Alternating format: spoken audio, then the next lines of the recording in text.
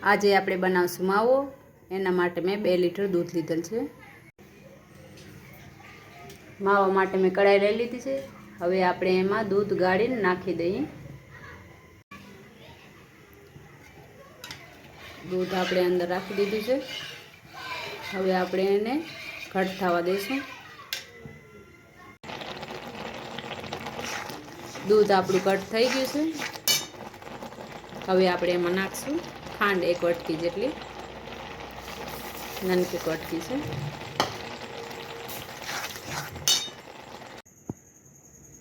હવે આપણે આમાં નાખશું કેસર, ગુલાબના પાન, જે કાજુ બદામ ક્રશ કર્યા હતા એ લઈ લેશું। ચમચી જેટલી દ્રાક્ષ લઈ લેશું। હવે આપણે એલચીનો ભૂકો નાખી દઈએ, 4-5 નંગ એલચી હતી। આપણો માવો હવે રેડી છે।